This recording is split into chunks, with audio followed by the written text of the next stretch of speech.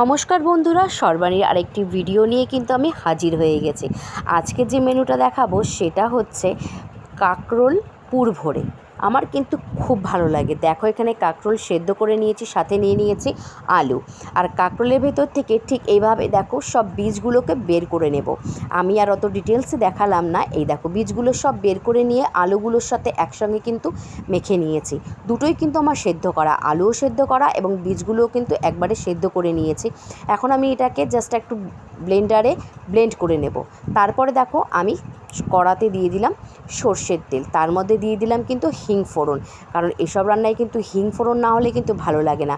আর যেহেতু আমি নিরামিষের দিন রান্না করেছি, মানে বৃহস্পতিবার রান্না করেছিলাম, আমাদের যেহেতু বৃহস্পতিবার, তাই আমি রসুন ফোড়ন দিইনি। তোমরা কিন্তু অতি অবশ্যই মানে যার যার নিরামিষ বাদে রসুন ফোড়ন কিন্তু দিয়ে করতেই পারো। তারপরে দেখো দিয়ে দিলাম মানে যেটা ব্লেন্ড করে রেখেছিলাম সেটা খুব ভালো করে, তার মধ্যে লবণ, হলুদ, লঙ্কার গুঁড়ো, জিরের গুঁড়ো দিয়ে ভালো করে এখন জাস্ট এটাকে শুকনো করে নেব, একদম মাখা মাখা করে নেব। একদম দেখো কড়াইতে ভালো করে আমি নেড়ে নিচ্ছি, দেখতেই পাচ্ছ খুব সুন্দর করে এটাকে পুরো শুকিয়ে যাবে। এই দেখো কতটা শুকিয়ে এসেছে, দেখতেই পাচ্ছ একদম মানে কড়াই থেকে উঠে চলে আসছে একদম।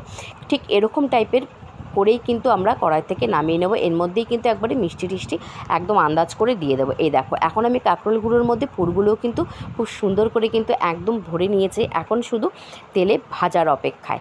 আর আমি পাশে ফ্রাই প্যানেই কিন্তু বসিয়ে দিয়েছি তেল। আমি এটা সর্ষের তেলের মধ্যেই করব। আর আমি একবারে কিন্তু ওই পুরটার মধ্যেই কিন্তু লঙ্কা দিয়ে দিয়েছিলাম, যাতে আন্দাজ করে যে যেরকম ঝাল খাও আর অবশ্যই যে যেরকম মিষ্টি খাও, যখন পুরটা নাড়বে তোমরা ঠিক সেটার মধ্যে দিয়ে দেবে। এখন আমি দেখো ভালো করে ভেজে নিচ্ছি এগুলো, আর তার মধ্যে দিয়ে একটু চালের গুঁড়ো ছড়িয়ে দিয়েছিলাম যাতে পুরটা যেন বেরিয়ে না যায়, কারণ পুরটা বেরিয়ে গেলে কিন্তু একদমই ভালো লাগবে না, কারণ বেরিয়ে গেলে পরে জিনিসটা আলাদা আলাদা হয়ে যাবে।